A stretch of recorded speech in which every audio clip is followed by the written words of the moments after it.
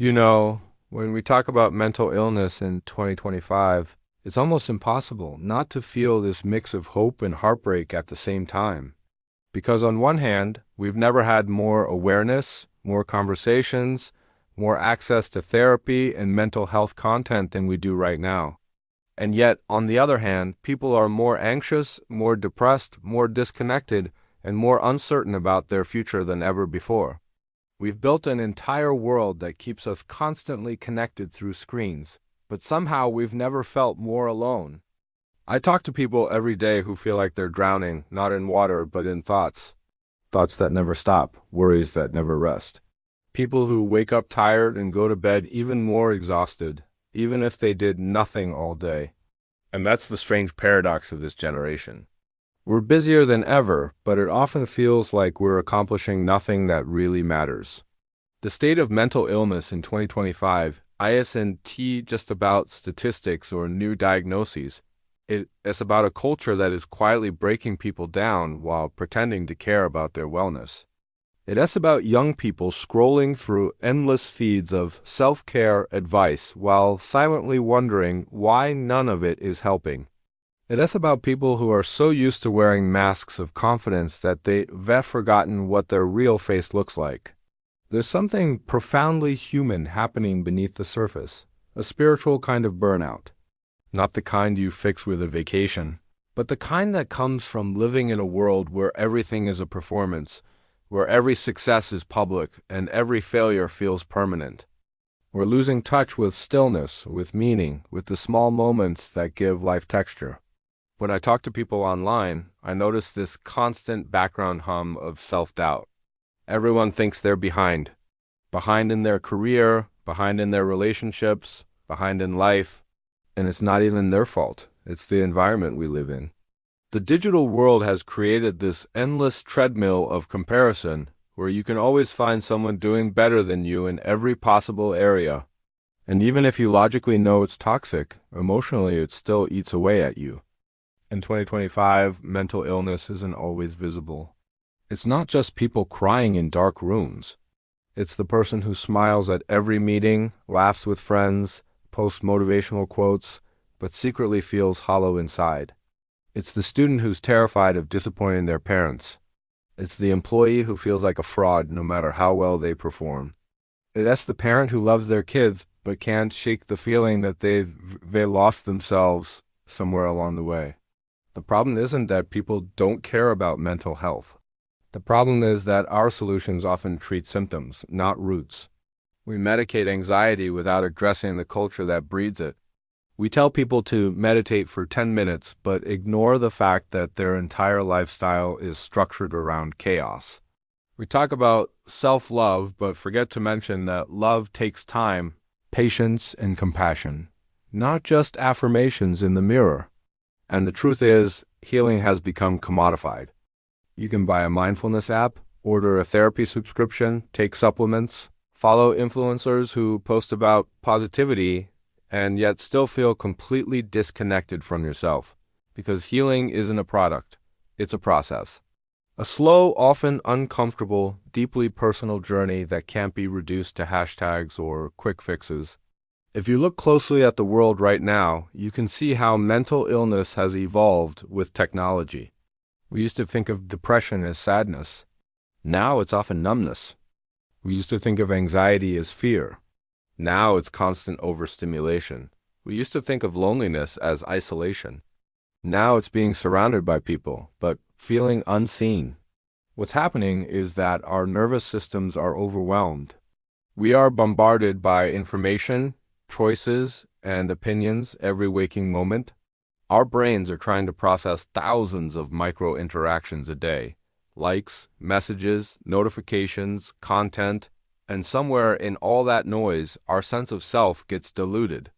We start to live reactively, constantly responding to the world instead of intentionally creating our place in it. And this is where I think the crisis of 2025 lies. Not just in the illnesses themselves, but in the loss of inner direction. People don't know who they are anymore. They know their profile pictures, their resumes, their favorite aesthetics, but not their values. They can describe their goals, but not their purpose. They can name what they want to achieve, but not why they want to achieve it. When you lose that why, life becomes mechanical. You wake up, do the things, check the boxes, but there's no life in it. You're breathing, but you're not alive. And that's what so many people are quietly experiencing. They're living, but not living well. They're existing in survival mode, trying to get through the week without falling apart while pretending everything's fine. The mental health crisis of 2025 is not a single event. It is a collective emotional fatigue that has been building for years. It's generations carrying trauma that was never named, pain that was never processed, expectations that were never questioned. It is the accumulation of unhealed stories, parents who didn't know how to love themselves, raising children who now don't know how to either. We are a society that has mastered external success but forgotten internal peace. We build smarter cities, faster cars, more powerful AI, but we still don't know how to sit alone in silence without feeling restless. We can communicate instantly across continents, but struggle to express what we really feel to the person sitting next to us. And that disconnection, that inability to feel grounded, is the heart of modern mental illness. Because when you lose connection to yourself, to others, to something larger than you, the mind starts to turn on itself. It starts asking questions it can't answer. Why am I here? What's wrong with me? Why can't I just be happy? And the more it searches, the more lost it feels. But here's the thing, I don't think all of this is hopeless. I think what's happening in 2025 is also an awakening. People are starting to see through the illusion that happiness can be manufactured. They're realizing that mental health isn't about constant positivity, but about wholeness, the ability to feel your pain, your joy, your confusion, and your hope all at once without running from any of it. We're starting to talk about things our parents couldn't. We're learning to name emotions that used to be buried. We're beginning to understand that healing doesn't mean being fixed. It means being real. So, if you're listening to this and you've been struggling, I want you to know something very important. You're not broken. You're just human in a world that often forgets what being human really means. You're feeling deeply in a time that numbs people. You're searching for meaning in a culture that worships distraction. And that's not weakness. That's strength. Because it takes courage to slow down in a world that tells you to rush. It takes courage to question everything you've been taught about success and happiness. It takes courage to face your inner world when everyone else is running from theirs. And maybe that's the real revolution that's happening quietly in 2025.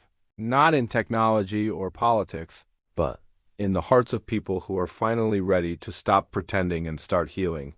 People who are saying, I don't want to just survive anymore. I want to live. There's something quietly powerful about admitting that you're not okay.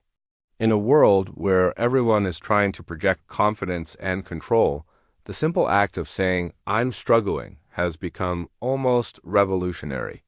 Because honesty has become rare currency, not because people don't care, but because vulnerability feels dangerous. We've learned to equate pain with weakness, confusion with failure, and rest with laziness. And in that constant effort to appear fine, people have built walls so high that even they can't see over them anymore. I think what we're witnessing in 2025 is the collapse of those walls. Slowly, painfully, but inevitably. Because the truth has a way of surfacing. You can silence it with noise for a while. Endless scrolling, endless work, endless distraction, but it always comes back. It comes back in the form of burnout, of sleepless nights, of sudden waves of emptiness that make no sense. It shows up as irritability, fatigue, or that haunting question that whispers, is this all there is? What's interesting is how mental illness has adapted to our environment. Depression, for instance, doesn't always look like sadness anymore. Sometimes it looks like overworking, the person who can't stop because they re-terrified of sitting still. Sometimes it looks like perfectionism, the constant need to prove you enough because deep down you don't to believe it. And sometimes it looks like detachment, the person who laughs, jokes, shows up for everyone, but never really lets anyone see them. Anxiety has become a baseline state for many people. It's like a constant hum in the background, the feeling that something is wrong even when everything seems fine. It's not always panic attacks or shaking hands. It's the overthinking, the second guessing, the mental exhaustion from running through every possible outcome in your head. It's the inability to relax because your nervous system doesn't remember what safety feels like. And loneliness, that's perhaps the most underestimated crisis of all. Because loneliness in 2025 isn't about being physically alone. It's about emotional isolation in a hyper-connected world. You can have thousands of followers, dozens of group chats, and still feel like there's no one you can really talk to. You can share your thoughts online, but not your soul. This loneliness is shaping how we think, how we relate, even how we love. Relationships have become fragile because people are trying to connect while they're still disconnected from themselves. We crave intimacy but fear vulnerability. We want to be seen but are terrified of being truly known. So we end up performing even in our closest relationships, curating versions of ourselves we think others will accept, while hiding the parts we're ashamed of. And that's the heartbreaking irony of mental illness today. The world has given us more tools to express ourselves than ever before, but expression without connection just becomes noise. We shout into the void, hoping someone will hear, but we rarely listen, not to others and certainly not to ourselves. When I sit with people who are struggling, one of the most common things I hear is, "I don't even know who I am anymore," and that makes sense. Because if you've spent years trying to be who the world wants you to be, productive, attractive, successful, unbothered, then of course, you've lost touch with who you actually are. You've been performing instead of living. And performances, no matter how convincing, always leave you empty when the curtain falls. So much of mental healing isn't about adding more habits, more routines, more affirmations. It's about unlearning. And that's about peeling away the layers of conditioning that taught you only valuable when you re-achieving. It's about learning how to be still again, how to listen to the quiet voice inside you that has been drowned out by all the noise. But here's the challenge. Slowing down feels terrifying to people who have spent their whole lives running. Because when you finally stop, all the feelings you've been avoiding start to surface. The grief, the anger, the shame, the memories you buried because you didn't have time or space to process them, they all come rushing up. And most people mistake that flood for failure. They think, "I'm getting worse," but actually that's what healing looks like. It's not calm at first, it's chaos. It's the breaking down before the rebuilding.